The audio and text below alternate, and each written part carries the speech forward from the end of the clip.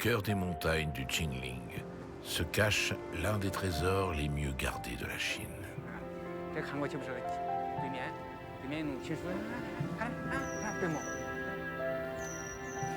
Voici l'histoire de l'une des plus grandes énigmes de l'évolution. Un fossile vivant qui nous contemple depuis des millénaires, le panda géant. Icône d'une Chine en pleine expansion, le panda est devenu le symbole des espèces en voie de disparition. Surnommé le père des pandas, le professeur Pan Wenqi a passé 15 ans de sa vie avec des pandas sauvages à observer et à étudier leur comportement. Aujourd'hui, il revient dans cette région pour essayer de les retrouver. Aujourd'hui menacé, l'avenir du panda géant interroge. Au cœur du Sichuan, nous avons suivi le travail de scientifiques et de soigneurs d'un centre de reproduction. Ils mettent tout en œuvre pour assurer sa survie. Voici l'histoire d'un monde fragile, un trésor millénaire qui n'a pas encore révélé tous ses secrets.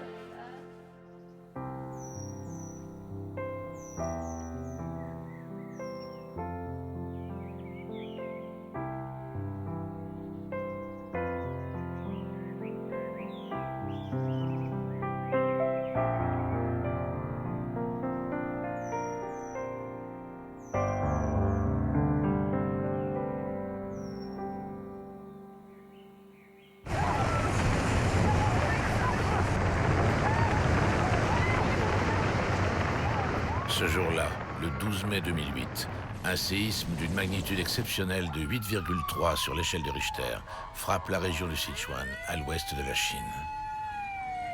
En 3 minutes, des villes entières sont rayées de la carte. 100 000 morts, 400 000 blessés, plus d'1 million de personnes évacuées. C'est ici que commence notre histoire, car le séisme a frappé au cœur même du territoire des pandas géants. Pour les espèces sauvages, ce tremblement de terre est une tragédie. Mais pour les 63 pandas qui vivaient dans ces bâtiments entièrement détruits et participaient au premier programme de conservation de leur espèce, la catastrophe révéla au monde entier l'extraordinaire attachement que les soigneurs leur portaient. Au cœur du désastre, et malgré les centaines de répliques dangereuses, ces hommes et ces femmes qui ont souvent tout perdu risquent leur vie pour les sauver. Avec une infinie délicatesse, ils prennent soin des pandas comme ils le font de leurs propres enfants. Étonnante histoire que celle de cet animal passé en moins d'un siècle du statut de trophée de chasse à celui de star.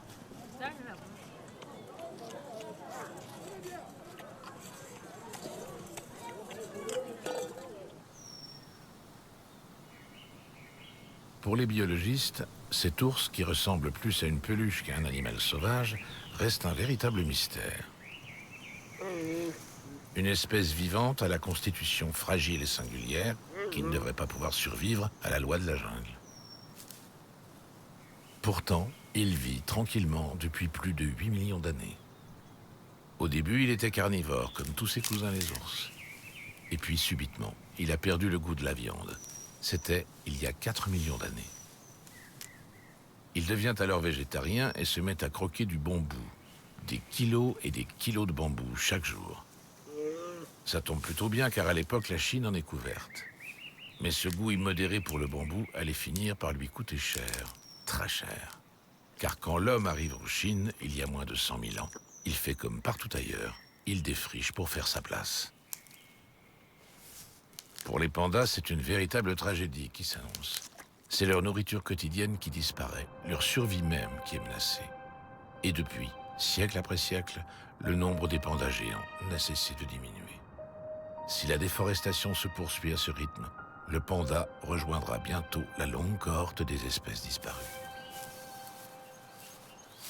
Dans les années 80, Pan Wenqi, professeur à l'université de Pékin, est le premier à tirer la sonnette d'alarme. Pour percer le mystère des pandas géants et mieux les protéger, il décide d'aller à leur rencontre dans leur dernier refuge. Il passe alors 17 ans dans les montagnes du Qingling. Jour après jour, il gagne la confiance d'une petite population de pandas sauvages et s'approche d'eux toujours plus près, jusqu'à assister à une naissance. Il baptise la femelle Jiao Jiao et son bébé Xiwang, Espoir. Jiao Jiao devient son panda préféré. Il va vivre auprès d'elle pendant 10 ans et assister à 6 naissances. C'est grâce à lui et à ses travaux précurseurs que nous en savons aujourd'hui plus sur la vie des pandas sauvages. Partout en Chine, le professeur Pan est désormais connu et respecté comme le père des pandas.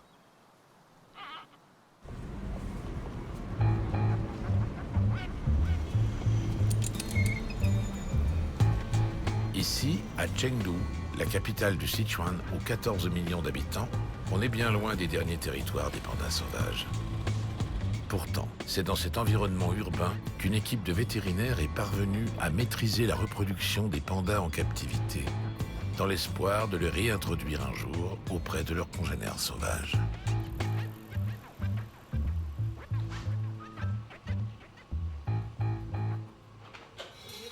Il est 23 h à Chengdu. À l'abri des rumeurs de la ville, une équipe de jeunes soigneurs et de vétérinaires prennent soin 24 h sur 24 d'une nouvelle génération de bébés pandas nés au centre 3 mois plus tôt.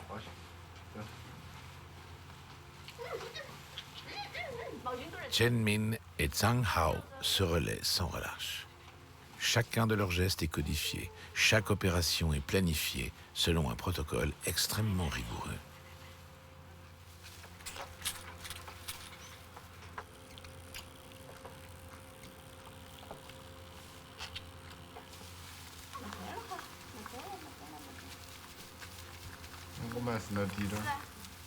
Il y a 30 ans, la Chine a décidé de créer 3 centres comme celui-ci. Celui de Chengdu est le plus important, le plus grand. Il a été construit en 1987 et a démarré ses expériences avec 6 pandas trouvés dans la nature. Aujourd'hui, il abrite 108 pandas géants, tous nés ici. Allez les jumeaux.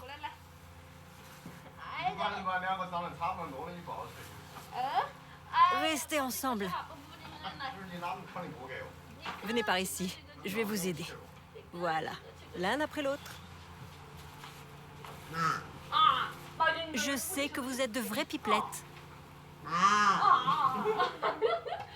Vous avez faim? Vous avez faim, hein?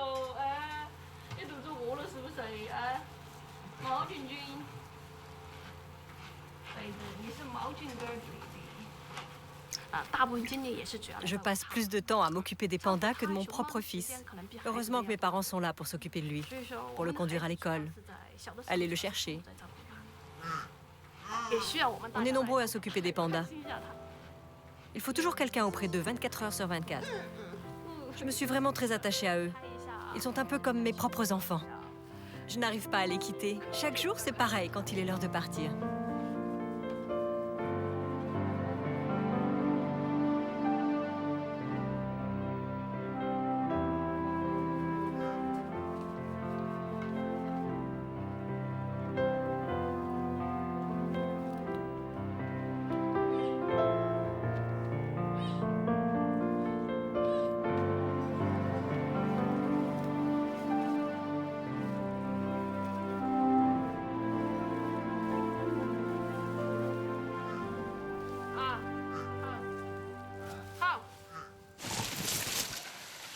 Chaque panda est approvisionné quotidiennement avec une 50aine de kilos de bambou.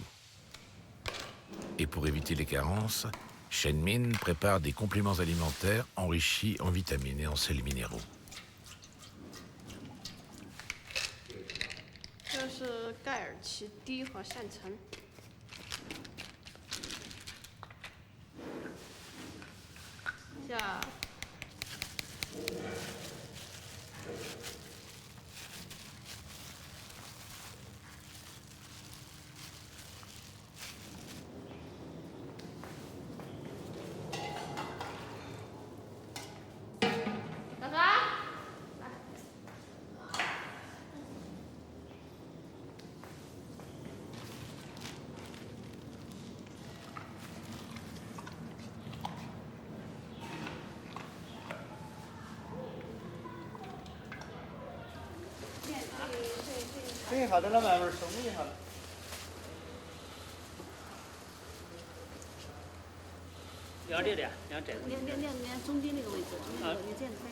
Madame Hurong supervise une opération de prélèvement de sperme.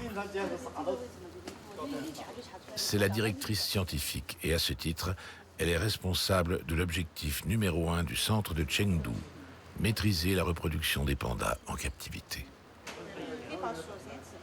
Ce n'est pas une mince affaire, car les femelles pandas ne sont en chaleur que 2 ou 3 jours par an seulement. Si le centre n'a pas de mâle disponible à ce moment-là, il vaut mieux se tenir prêt avec du sperme congelé dans l'azote liquide.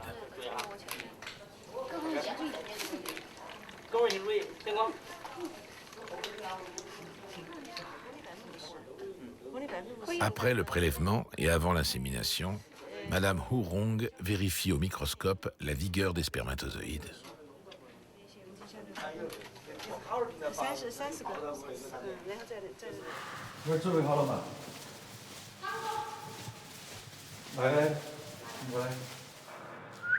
Pour déceler la période des chaleurs, détecter le moindre problème de croissance ou de santé, chaque animal est soumis à un suivi médical extrêmement minutieux et régulier, auquel il est entraîné et habitué.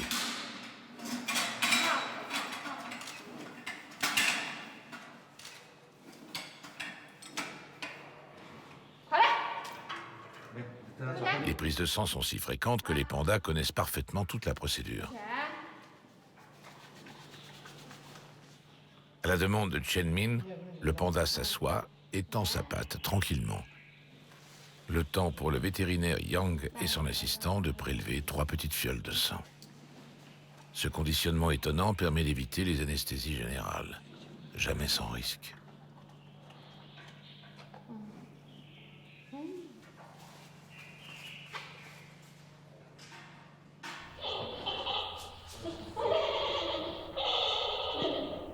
Les accouplements naturels assurent plus de la moitié des naissances des pandas géants.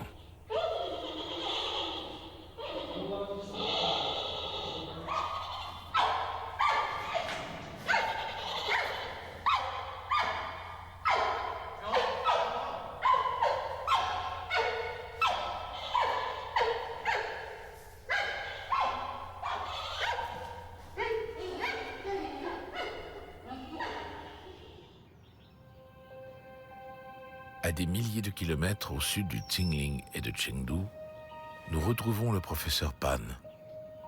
Il a aujourd'hui 74 ans et s'est retiré ici, à la frontière vietnamienne, bien loin des pandas. Il observe et tente de protéger une espèce encore plus menacée que le panda géant, le langour à tête blanche. Mais on ne peut pas oublier un animal aussi attachant que le panda. Chaque nuit, il poursuit l'écriture d'un nouveau livre qui rassemble les résultats de ses 17 ans d'études au Qingling. Cette femelle-là, c'est Jiao Jiao. Et son premier bébé s'appelait Huji. Depuis 27 ans, la protection de l'environnement n'a finalement pas beaucoup amélioré les choses. On a pu constater une petite amélioration sur des espèces comme le léopard.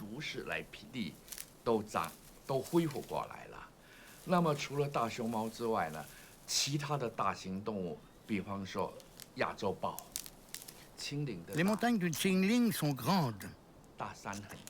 Et les pandas se sont déplacés.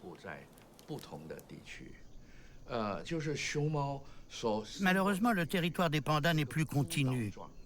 Il ressemble plutôt à une série de petites taches isolées.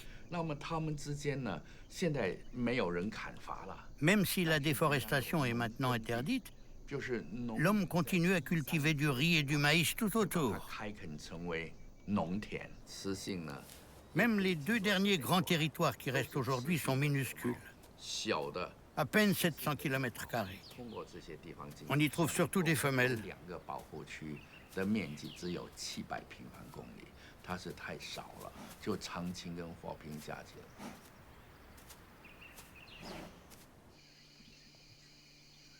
Dans la falaise creusée de trous par l'érosion, le professeur Pan a entrepris des fouilles paléontologiques et a fait une découverte incroyable.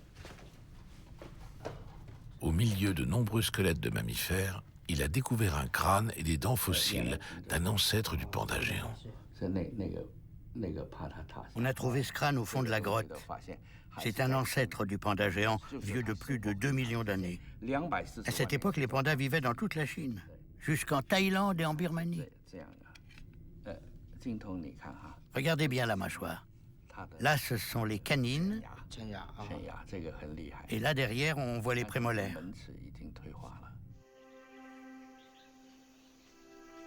Chaque nuit, une petite troupe de langours vient dormir dans ces falaises calcaires à l'abri des prédateurs. Le professeur Pan est le premier à s'intéresser à leur sort, comme il le fit 30 ans plus tôt avec le panda géant.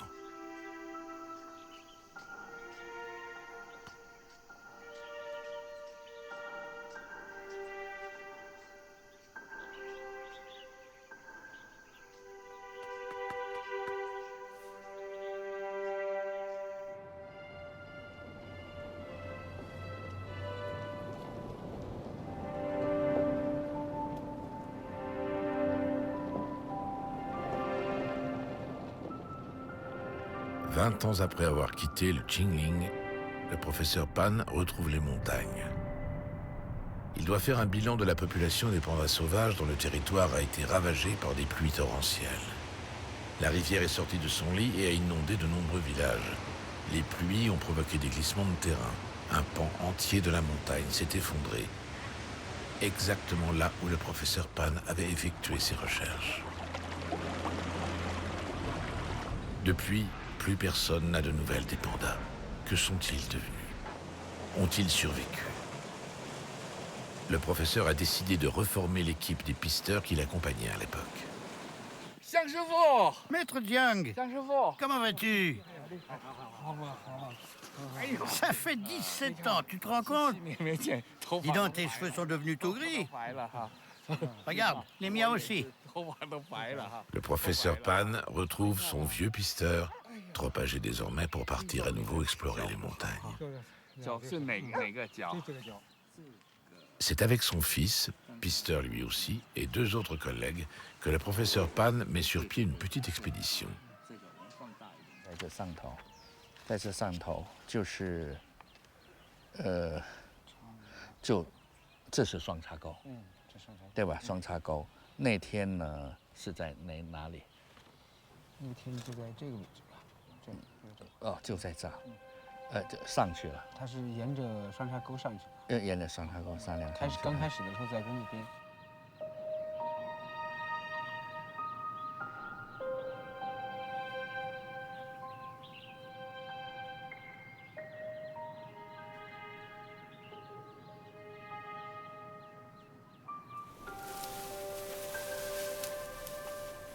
Le professeur Pan n'a pas choisi le mois de mars au hasard pour revenir au Qingling.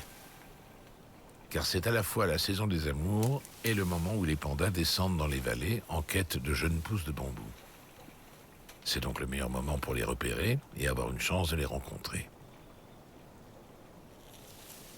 C'est d'ailleurs à cette époque qu'il a pu faire ses plus belles images au temps de ses recherches.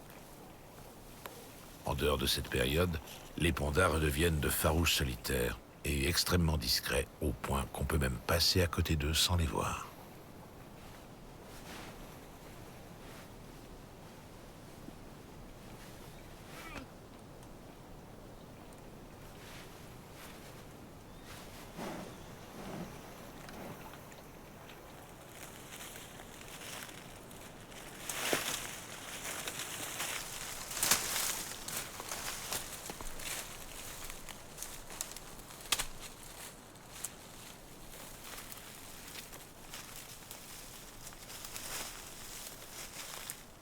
Premier jour d'exploration, premier jour dans la réserve depuis la catastrophe.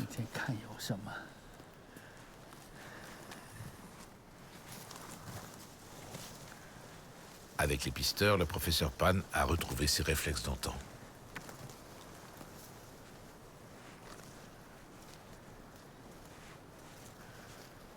Très vite, les pisteurs trouvent des indices de présence des pandas géants.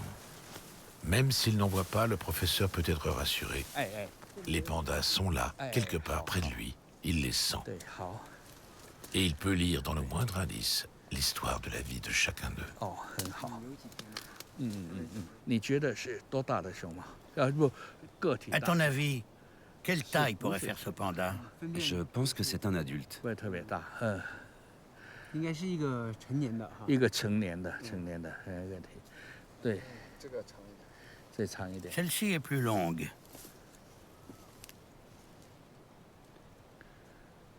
这东西 Elle mesure 35 cm. 非常近，是这样哇。 À mon avis, ce panda devait être plus grand que l'autre. 比较年轻熊猫。 Il n'y a pas de reste de tiges de bambou, 睡哈，比较年轻的熊猫，而且健康。 que des feuilles qu'il a très bien mâchées. C'est un signe de bonne santé. 其实 Regarde, 没有臭味， ça ne sent pas mauvais. 一股竹子的味道。一个竹子的 Ça 香 sent le 味 bambou. Tu veux sentir? 而且要不要闻一下？对，没有臭味，而是有竹子的香味儿。对三公分公分。那么这有的碎碎的，这看来就是沿着110，嗯115。 115啊，这个他好像坐在地上哈，是不是坐在？你勾过来，你给他勾过来哈。 Le panda, il fait comme ça. Il plie une tige vers lui par-dessus sa tête, il mange toutes les feuilles et puis il la lâche, comme ça. 又弹回去了，粗的它就咬断了，说的有段咬，断你就你看直接拽下来，直接就压下去。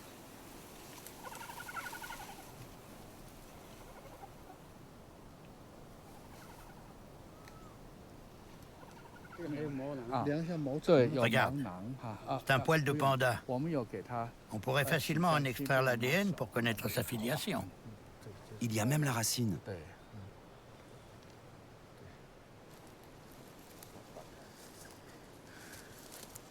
剥到那个不净的，剥了皮的，竹子的那个皮剥了皮的那个金竹，是金竹哈，吃完了哈，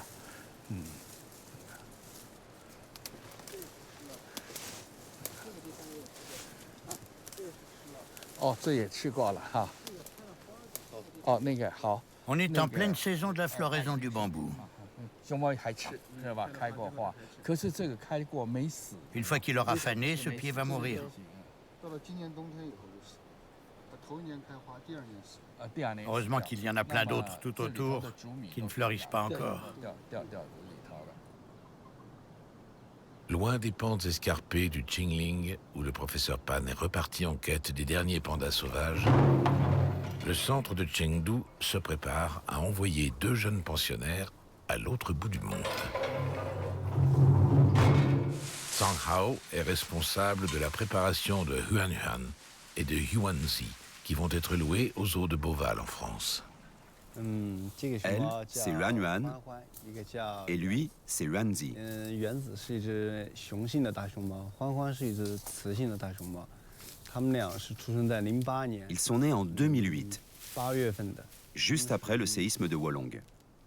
好，它们俩都是出生在08年。 Ils sont en pleine santé. 地震那一年。 Ici, on les appelle les enfants du tremblement de terre. 但是虽然经过了地震，但它们的身体是很健康的，所以说我们后来又给它。 Ils ne sont pas de la même famille. C'est pour ça qu'on les a mis en couple. 有点地震宝宝，还是要根据它那个遗传这一块，从遗传学来说的话，他们俩可能也没有血缘关系。考虑到以后。 Ils n'ont pas du tout le même caractère, mais ils s'entendent très bien quand même, car ils ont grandi ensemble. 基因优化吧，可能也选他两个比较合适一些。两个本来小时候又很配的，因为原子和欢欢是从小一起长大。 Yuanzi est beaucoup plus discret que Yuanyuan. 原子很忍让的，经常让欢欢，然后欢欢就说平常这些最爱欺负原子。Rodolphe Delors, le directeur de Beauval, a fait le voyage pour venir chercher ses pandas. Après 8 années de négociations difficiles et l'investissement de 5 millions d'euros dans des installations dernier cri, il n'aurait raté ça pour rien au monde. Le centre de Chengdu envoie régulièrement ses pandas aux États-Unis, en Espagne, en Grande-Bretagne, au Japon. À chaque fois, les animaux sont loués pour une dizaine d'années. Le montant de l'allocation aux eaux de Beauval est confidentiel, mais au même moment, le zoo d'Édimbourg annonçait avoir déboursé 750 000 € pour louer lui aussi 2 pandas. Décidément, ces ravissants ours en peluche valent une fortune. Tous les zoos du monde les réclament. Avec eux, c'est la garantie d'une affluence record. C'est dans les années 80 et 90 que le gouvernement chinois s'est lancé dans la location de pandas, car depuis leur découverte, ils sont en quelque sorte les meilleurs ambassadeurs de la Chine. Mais cela tenait à l'époque bien plus du business que de la préservation d'une espèce en danger. À la fin des années 90, les instances internationales mettent le holà et imposent qu'une moitié au moins des bénéfices soit destinée à la protection des pandas sauvages.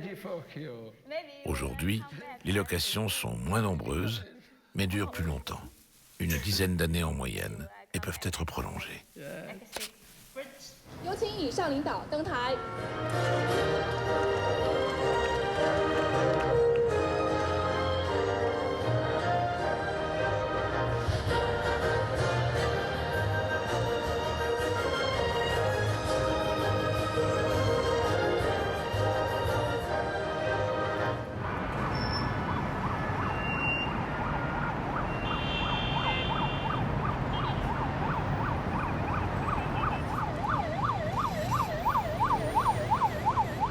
Sous escorte policière, les 2 pandas Huan et Huanzi traversent la ville de Chengdu et prennent la route de l'aéroport international, où les attend un avion cargo spécialement affrété pour l'occasion.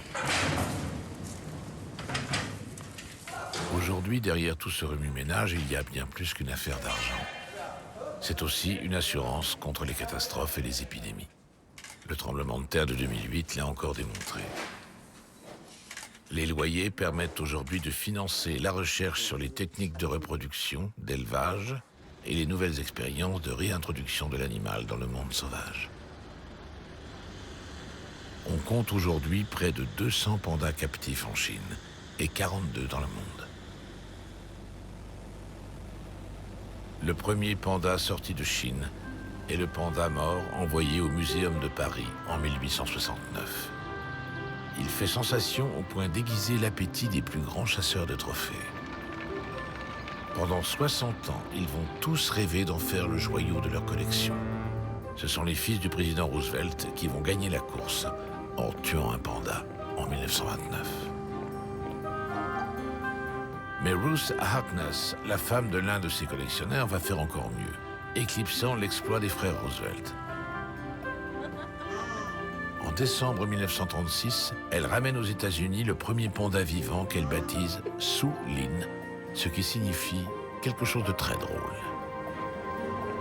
Il fait immédiatement la une des journaux. La folie s'empare du public américain et bientôt du monde entier. Une star est née.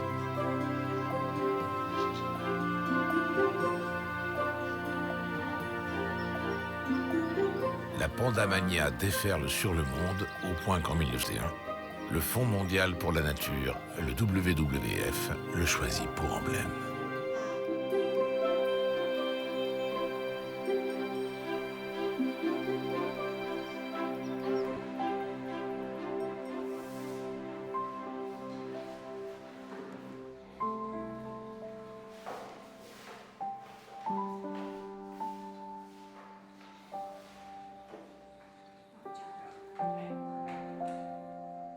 Suivant sa condition physique, la femelle est capable de différer la nidation de son fœtus.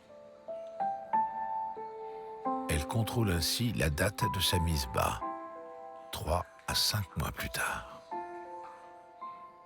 Exténuée par la douleur de ses contractions, cette femelle cherche la position qui la soulagerait un instant.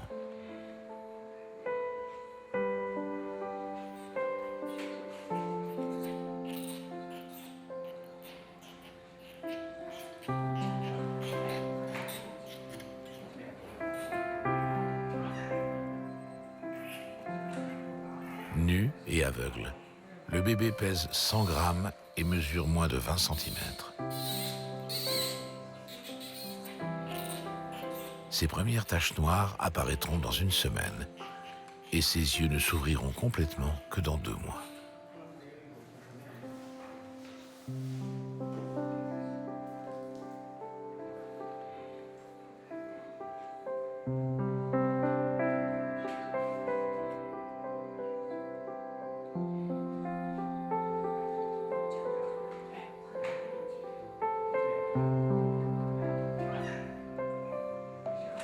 Comme souvent chez les ours, il arrive que les pandas femelles donnent naissance à des jumeaux, plus rarement à des triplés. Dans la nature, la plupart du temps, le plus faible est malheureusement très vite condamné. Mais à Chengdu, il est aussitôt pris en charge par les vétérinaires.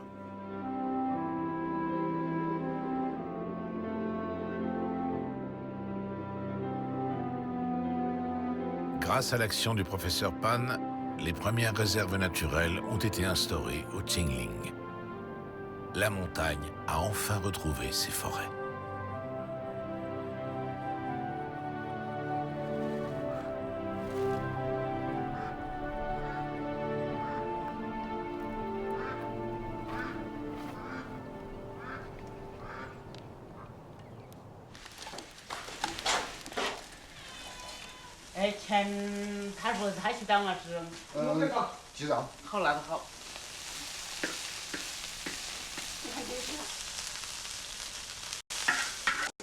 La première journée d'exploration leur a permis de découvrir des indices rassurants sur la présence des pandas. Aujourd'hui, l'objectif est de pénétrer davantage au cœur de la réserve. Le professeur Pan ne pourra malheureusement pas suivre les pisteurs car le terrain est trop escarpé pour lui et il n'y a aucun chemin tracé. Xiang dirige les opérations. Le jeune pisteur est né dans ces montagnes. Il a grandi en suivant son père et Pan dans leurs expéditions. Il en connaît les moindres recoins.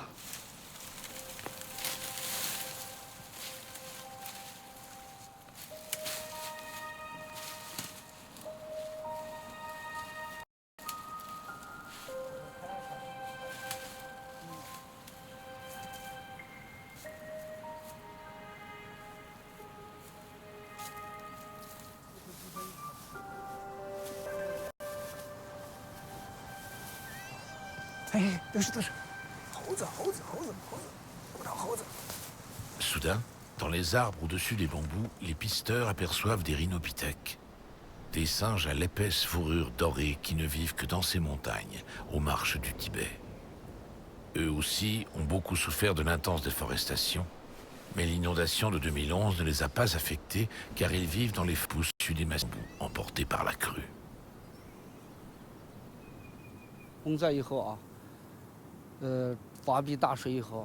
Après les inondations, il y avait beaucoup d'eau ici. La rivière a ravagé toute la vallée. Au village, ma maison a été détruite. Je n'étais pas revenu ici depuis la catastrophe. Je ne savais pas à quoi ça allait ressembler. C'est impressionnant. La rivière a emporté tous les bambous qui poussaient sur les berges. C'est sûr que ça a dû avoir un impact sur les pandas qui venaient manger ici.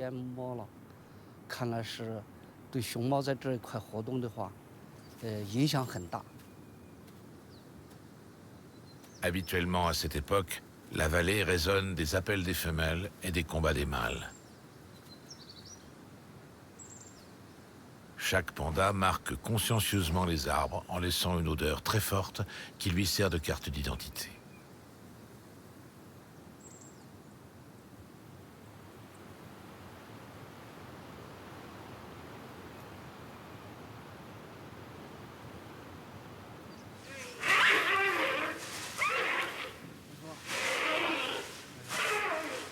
Les mâles convergent vers le territoire d'une femelle en chaleur et se battent violemment pour obtenir ses faveurs.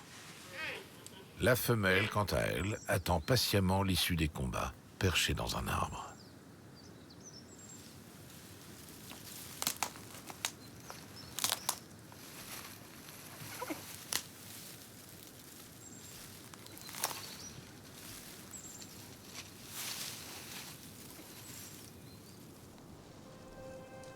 Pendant que les pisteurs explorent le cœur de la réserve, le professeur Pan emprunte des sentiers plus accessibles.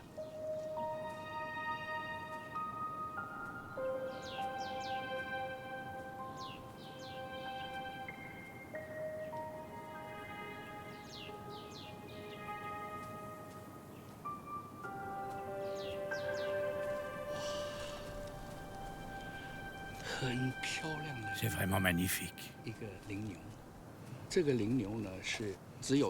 Ce taquin à robe jaune ne vit qu'ici.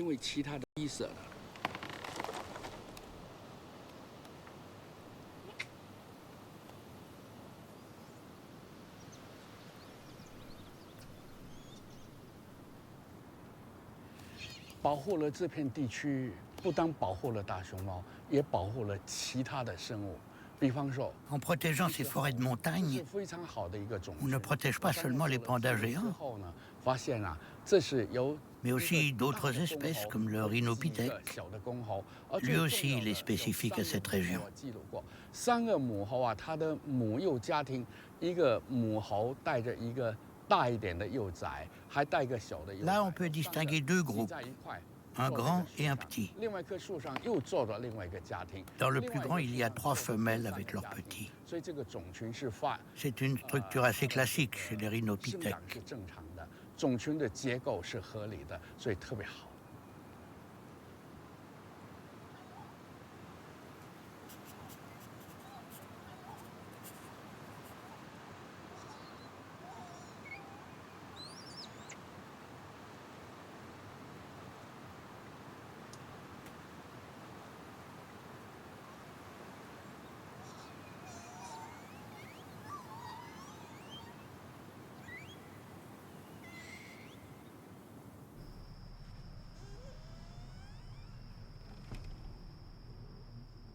干了。好。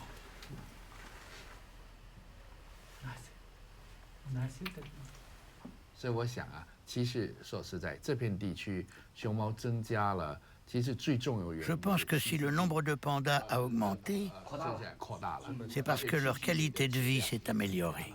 质量增加就是 Les forêts de bambou sont aujourd'hui préservées. 增加了。 Ils ont donc plus de nourriture et sont moins dérangés par les activités humaines. 熊猫那个时间也好像搞皮了，也得不管这事儿。对对对。但是那时候它的活动的地区还是比较小。 Les pandas adultes se sont beaucoup plus familiarisés à ces bruits que leurs bébés. 面积比较小。是的，是的。现在人推出来之后，逐渐的面积给增加。是的。所以这个时间你看水动物的密集的那么多，水动物的采发比较早一点。对对对。后来那个地方没。 Avant, leur territoire était petit. 都挤在那边。哦，都挤这个地方。 Et maintenant, ils ont beaucoup plus d'espace. 大一些，面积大。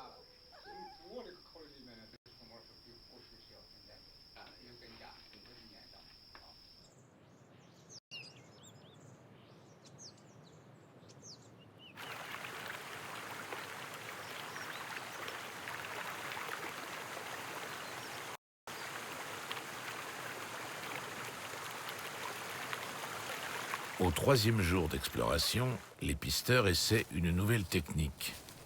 Diffuser des chants d'amour de pandas pourtant environ.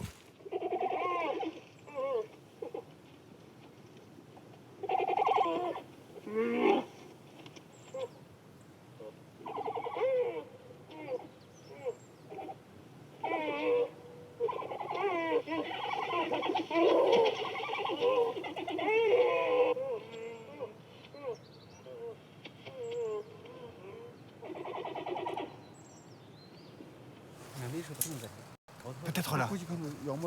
Peut-être là. Non, plutôt par là. Regarde au loin, on dirait une boule noire.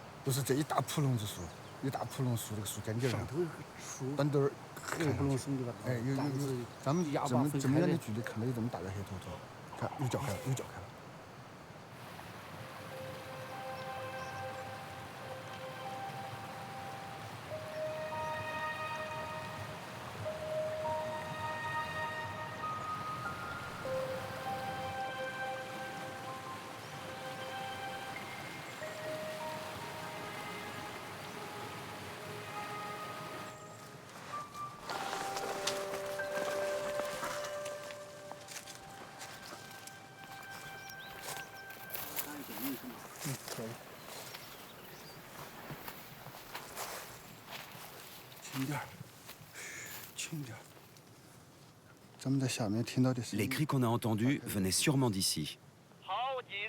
Est-ce que tu m'entends bien? 听得到，听得到。 Oui, oui. Le cri du panda est de moins en moins fort. Il doit être en train de se déplacer. Il s'éloigne.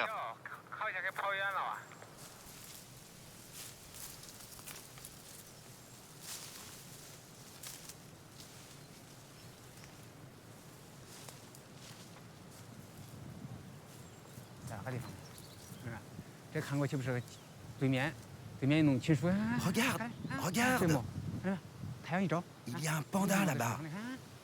Il a grimpé dans un arbre. C'est une femelle. C'est une femelle. Regarde en face. Il est de l'autre côté. C'est une femelle.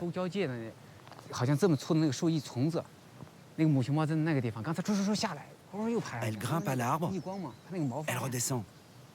On voit la lumière du soleil qui se reflète sur son pelage. C'est génial. 你下到沟里去，那估计恐怕那纯粹是逆光。它能没发亮是刚上逆光。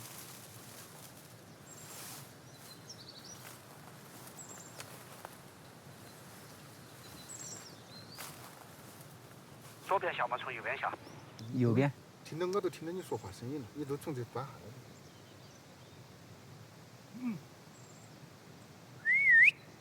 Tais-toi, tu vas le faire fuir.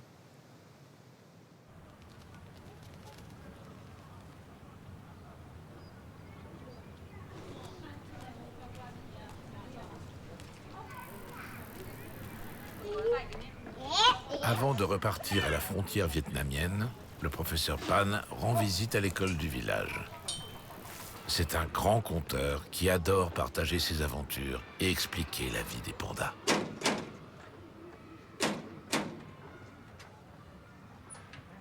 Bonjour. Je viens raconter l'histoire des pandas géants aux enfants.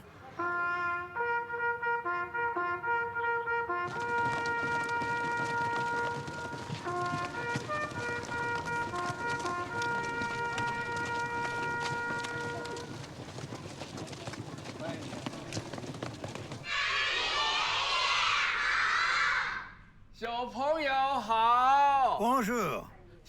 Asseyez-vous.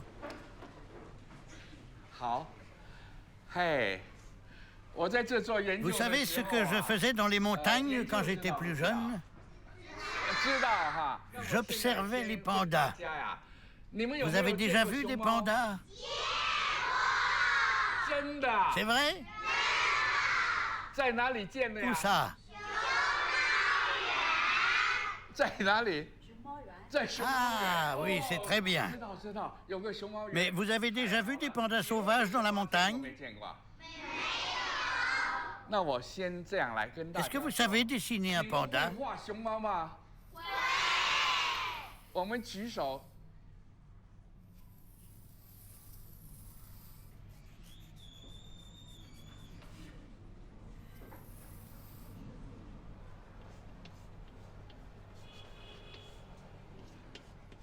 Personne d'autre ne sait dessiner un panda?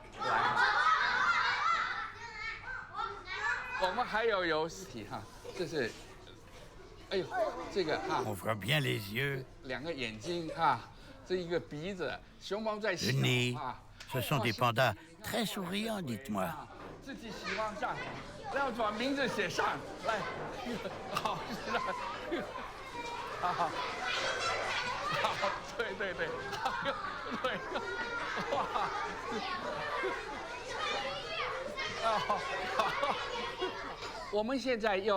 Je vais vous raconter l'histoire du panda.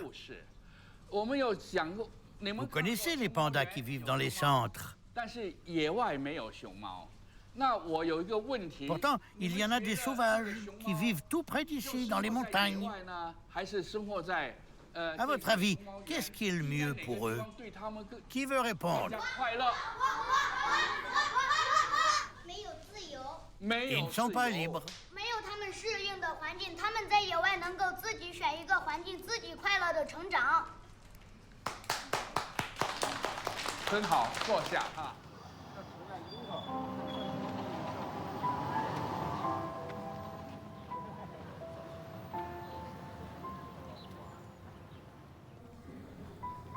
Dans la nature, les femelles pandas ne sortent pas de leur tanière avant que leur bébé ait atteint l'âge de 1 mois. À cet âge-là, elles peuvent commencer à le laisser sans surveillance pour aller enfin s'alimenter. Plus le petit grandit, plus la mère part loin, et longtemps. Afin de respecter ce rythme naturel des séparations et des retrouvailles quotidiennes, les bébés nés à Chengdu rejoignent leur maman pendant quelques heures, mais toujours sous haute surveillance.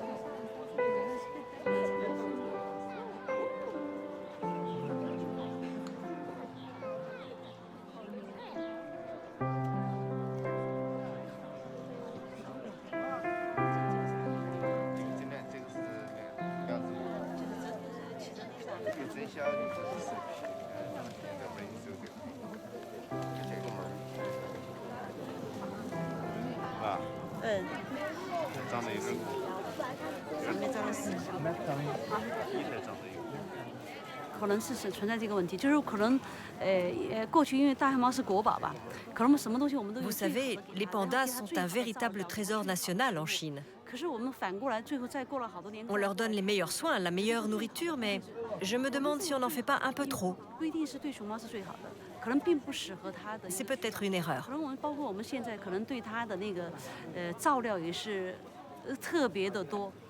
En tout cas, on a lancé un programme de réintroduction.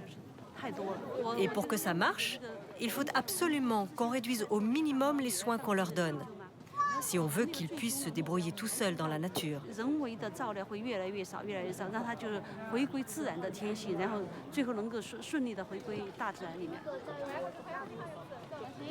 Grâce aux nombreux bébés qui naissent chaque année dans les centres, la Chine sera bientôt en mesure de renforcer les populations sauvages.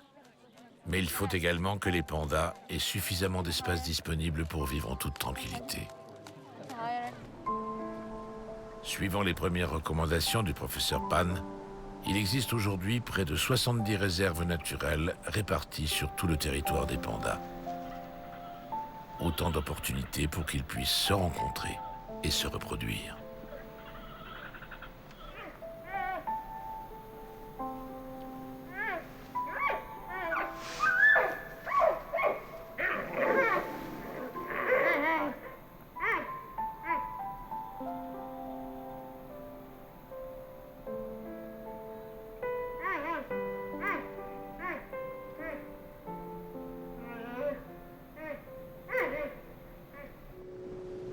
Après avoir sauvé les pandas du Qingling, le professeur Pan a une nouvelle passion pour le dauphin rose.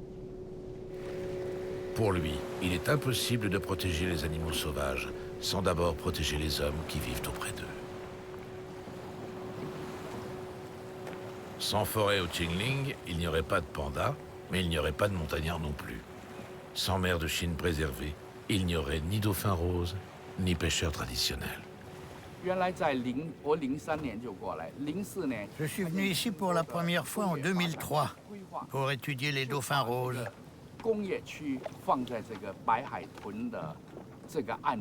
Il y avait de nombreux projets industriels dans la baie, autour du port de Qingzhou.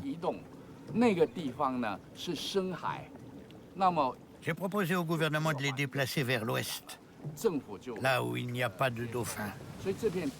Et ils m'ont écouté. Du coup, la baie est protégée et les dauphins aussi. J'ai une vieille histoire avec les dauphins. Un jour, quand j'avais 11 ans, je nageais assez loin de la plage, quand soudain, le vent s'est mis à souffler violemment. Je me suis vite épuisé à tenter de rentrer et j'ai eu l'impression que j'allais me noyer. Pour reprendre un peu de force, je me suis laissé flotter à la surface de l'eau.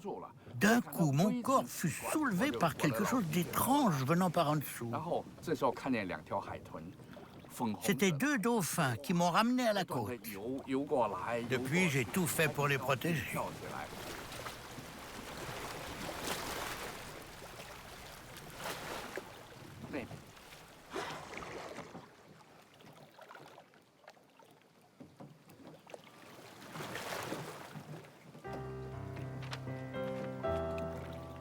Le professeur Pan a passé sa vie à tenter de retrouver un équilibre entre les hommes et les animaux sauvages.